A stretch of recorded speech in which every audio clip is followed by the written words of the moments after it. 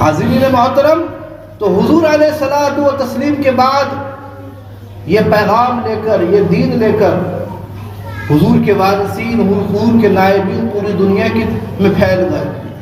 کوئی یہ پیغام لے کر کسی خطے میں گیا، کوئی یہ پیغام لے کر کسی کونے میں گیا، کوئی کسی ملک میں گیا، کوئی کسی بستی میں گیا، مگر سرزمین ہندوستان میں اس نور کی شعاعوں کو پھیلانے کا کام اولیاء اعظام اور صوفیاء کرام نے انجام دیا۔ یہ اولیاء کرام اور یہ صوفیاء کرام ہی ہیں حاضرین محترم، جن کی بدولت یہ اسلام کا نور پورے خطہ ہند میں پھیلا اور اسلام کی خوشبو گھر گھر پہنچی۔ اور سب سے بڑے پیمانے پر سرزمین ہندوستان میں جس نے اسلام کی اشاعت کا کام انجام دیا وہ حضور سرکار خواجہ غریب نواز رضی اللہ تعالیٰ سب سے زیادہ وسیع پیمانے پر۔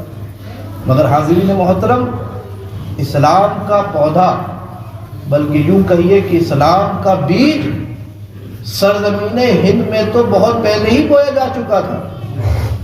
حضور سرکار خواجہ غریب نواز کی آمد سے سینکڑوں سال پہلے اسلام کا بیج یہاں بویا جا چکا تھا۔ حضور سرکار غریب نواز نے بڑے پیمانے پر اس کی اشاعت کری، مگر یہاں پر اسلام کا بیج صحابہ کرام اور تابعین اعظام نے بہت پہلے ہی بو دیا تھا، کیرلا اور مالابار کے سواحل پر۔ حاضرین محترم، یہی وہ پاک ہستیاں ہیں، بزرگ ہستیاں ہیں جو سب سے پہلے اس کفرستان میں دین حق کے تعارف و تبلیغ کا ذریعہ بنے۔ صحابہ کرام اور تابعین اعظام نے رحلت نبوی کے معاً بعد نور ایمان سے خالی اور گل اسلام سے آری اس بے آب و گیا تاریک صحرا میں اسلام کا بیج بو تو دیا تھا، مگر حاضرین محترم اس بیج کا پودا بننا اور پودے سے تناور درخت بننا اور شجر طیبہ کی صورت میں نمودار ہونے کے لیے اس کو دل اور جگر کے لہو سے سینچا جانا تھا۔ اس کو ضروری تھا کہ دل اور جگر کے لہو سے اسے سینچا جائے۔ تو اللہ تبارک و تعالیٰ نے اس کام کے لیے، بلکہ یوں کہیے کہ اس قربانی کے لیے جس بندے کا انتخاب فرمایا اسے ساری دنیا حضرت محمد بن قاسم کے نام پر کرتا ہے۔ سبحان اللہ، سبحان اللہ۔ حضرت محمد بن قاسم ہے ہندوستان میں تاریخ اسلام کی مختصر سی تاریخ آپ کی نگاہوں کے سامنے پیش کر رہا ہوں، اس سے آپ کو صوفیاء کرام اور اولیاء اعظام کی اہمیت کا اندازہ ہوگا۔ حضرت محمد بن قاسم کی جد و جہد کا نتیجہ تھا حاضرین محترم کہ پھر سندھ اور ملتان کی سرزمین پر اسلام کا پھیلانا رہا اور اسلامی حکومت قائم ہونی ہی تھی کہ سرزمین ہند اور سندھ اولیاء و صوفیاء اور مجاہد اسلام کی آمد و رفت کا مرکز بن گیا۔ حضرت محمد بن قاسم کا انجام تو اچھا نہ ہوا، مگر حاضرین محترم وہ اپنے حصے کی شمع جلا چکے تھے، اور ان کے جانے کے 200-300 سال کے بعد پھر کام شروع ہوتا ہے سبکتگین، محمود غزنوی اور محمد غوری کا۔ یہ محمد غوری یہ حضرت خواجہ کے مرید تھے، اور آخر میں یہ حضرت محمد غوری شہاب الدین غوری ہی سندھ کے بعد ہند پر پرچم اسلام لہرانے میں کامیاب ہوتا ہے۔ خود تو حکومت نہ کر سکے، مگر اپنے تربیت یافتہ اور پروردہ غلاموں کو زمام مملکت سپرد کی، جس کو سلیو ڈائنسٹی کہا جاتا ہے، غلاموں کی حکومت۔ یہ یہاں سے شروع ہوتی ہے ہندوستان میں پہلی دفعہ۔ قطب الدین ایبک، عنایت اللہ التمش، رضیہ سلطانہ، محمود، غیاث الدین بلبن، یہاں بلبن تک غلاموں کی حکومت نہایت ہی خیر و خوبی کے ساتھ قائم رہتی ہے۔ پھر بلبن کا پوتا نائل گزرتا ہے تو غلاموں کی حکومت کو زوال کے دن دیکھنے پڑتے ہیں۔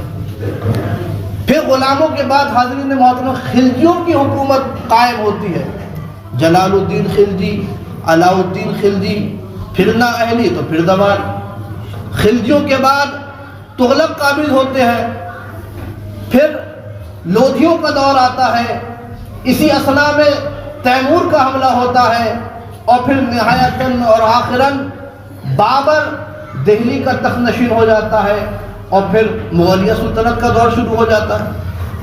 پوری تاریخ اٹھا کر دیکھ لیں حاضرین محترم، کہیں نہ ملے گا کہ تلوار نے کفار کے قلوب کو مسخر کر دیا ہو، بے شک کہیں نہ ملے گا کہ تلوار نے کفار کے دلوں میں اسلام کو جاگوزی کر دیا ہو۔ اللہ فرماتا لا اکراہ فی الدین قد تبین الرشد من الغی، کہ دین میں کوئی زور زبردستی نہیں ہے، دین کو تلوار کے ذریعے اور زور زبردستی کے ذریعے پھیلایا ہی نہیں جا سکتا۔ بے شک تلوار حاضرین محترم صرف کاٹنا جانتی ہے، تلوار جوڑنا نہیں جانتی۔ جوڑنے کا کام کردار کرتا ہے، جوڑنے کا کام کردار مصطفیٰ کرتا ہے، اسوہ پاک کے مصطفیٰ علیہ تحیت و ثنا کرتا ہے۔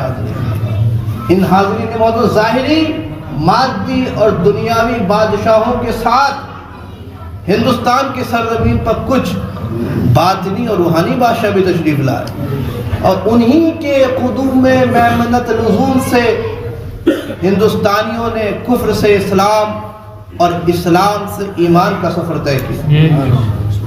اور انہی وہ روحانی بادشاہوں کا عالم یہ تھا کہ جو اولیاء کرام ہے، صوفیاء اعظام ہے، وہ جہاں گزر جاتے وہاں اسلام کا نور پھیلتا چلا جاتا۔ ان کا معاملہ، ان کا عالم یہ تھا کہ ان کا سایہ ایک تجلی، ان کا نقش پا چراغ، وہ جہاں گزرے وہاں روشنی ہوتی ہے۔ سبحان اللہ سبحان حاضرین محترم، یہ اولیاء کرام، یہ صوفیاء کرام کا معاملہ تھا۔ یہ اولیاء، یہ بزرگان دین اپنے ساتھ کوئی تلوار لے کر نہیں آئے تھے، کوئی تیر کمان برچھی لے کر نہیں آئے، کوئی لاہو لشکر لے کر نہیں آئے۔ یہ بزرگان دین تو اپنے ساتھ نور ایمان اور نور اسلام لے کر آئے، اور اسی نور کی بدولت انہوں نے اس کفرستان سے کفر کی تاریکی کو دور کیا اور نور توحید سے یہاں اجالا کر دیا، قوت عشق سے ہر پس کو بالا کر دیا، اور دہر میں اس میں محمد سے اجالا کر دیا۔ سبحان اللہ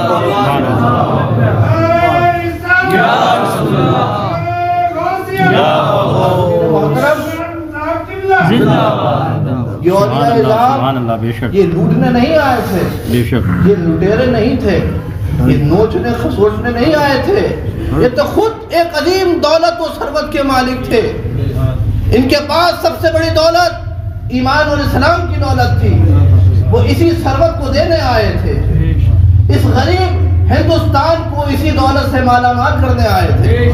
وہ اور ہوں گے جو دنیا کی دولت کی لالچ انہیں آنکھ کھینچ کر لے کے آئی، وہ اور ہوں گے جنہیں حکومت اور سلطنت کی لالچ یہاں کھینچ کر لائی، مگر اولیاء اعظام اور صوفیاء کرام وہ لینے نہیں بلکہ دینے آئے تھے، وہ نوچنے کھسوٹنے نہیں نوازنے آئے تھے، وہ لوٹنے نہیں لوٹانے آئے تھے۔ حضرین محترم، حدیث پاک کے مطابق حضور علیہ السلام فرمایا کہ ہر انسان کی پیدائش دین فطرت اور دین اسلام پر ہوتی ہے، پھر اس کے ماں باپ اسے مشرک یا یہود و نصارہ بنا دیتے ہیں، یہودی یا نصرانی بنا دیتے ہیں۔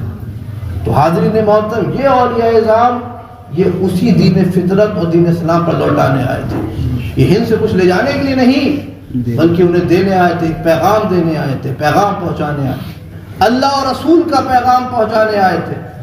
ہندوستان کے سب سے پہلے گویا سب سے پہلے روحانی بادشاہ حضرت صاحب کشف المحجوب حضرت داتا گنج بخش حجویری وہ لوٹنے نہیں نوازنے آئے تھے، حضرت سید سالار مسعود غازی بہرائچ میں لوٹنے نہیں نوازنے آئے تھے، حضرت جلال الدین تبریزی آسام میں لوٹنے نہیں نوازنے آئے تھے، حضرت قطب العالم شیخ نور الدین بنگال میں لوٹنے نہیں نوازنے آئے تھے، حضرت مخدوم جہانیہ جہاں گش لوٹنے نہیں نوازنے آئے تھے، اور سلطان الہند عطائے رسول حضرت خواجہ معین الدین چشتی سنجری ہندوستان کو لوٹنے نہیں بلکہ غریب ہندوستان کو نوازنے آئے تھے، وہ غریب نواز بن کے آئے تھے۔ مگر حقیقت تو یہ ہے حاضرین محترم کہ وہ غریب نواز بھی تھے اور امیر نواز بھی تھے۔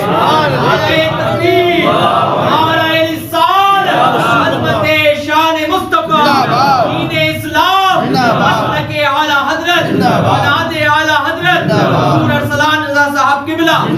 بہت اللہ، سبحان اللہ، سبحان اللہ۔ حضرت حسن بریلوی فرماتے ہیں ممتا تو ہے ممتا، کوئی شاہوں میں دکھا دو۔ اور ذات کی طور پہ بات ہم منقبت میں عرض کرتے ہیں، ممتا تو ہے ممتا، کوئی شاہوں میں دکھا دو جس کو میرے سرکار سے ٹکڑا نہ ملے۔